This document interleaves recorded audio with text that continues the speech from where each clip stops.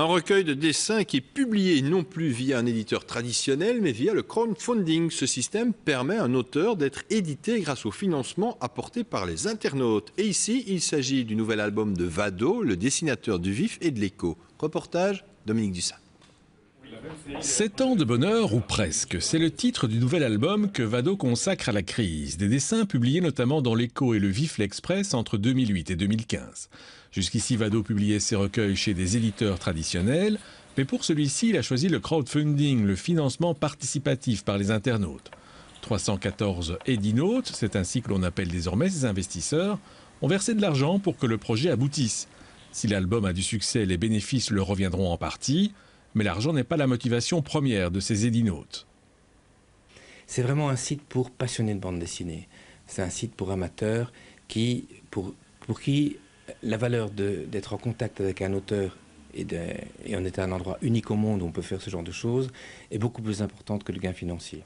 Le site de Sendaway propose différents projets parmi lesquels l'internaute peut choisir. On peut devenir édinaute à partir de 10 €. Mais plus on investit, plus on reçoit de cadeaux. Au plus les gens misent, au plus ils ont des bonus, donc ils ont des dessins inédits, des choses hors commerce. Ceux qui ont mis plus de 500 € ont un dessin original. Et donc j'étais très content de faire ça en financement participatif parce que c'est un livre qui dénonce les dérives du capitalisme, pas le capitalisme, mais en ayant recours au capitalisme.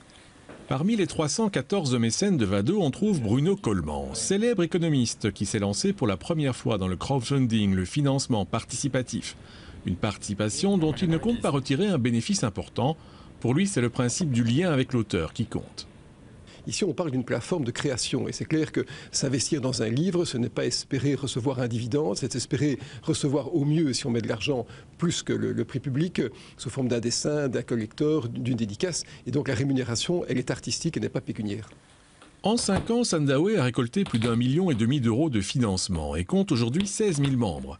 Des édinautes qui misent souvent sur des inconnus dont le travail les a séduits et qui offrent ainsi une nouvelle porte d'entrée aux auteurs de bande dessinée.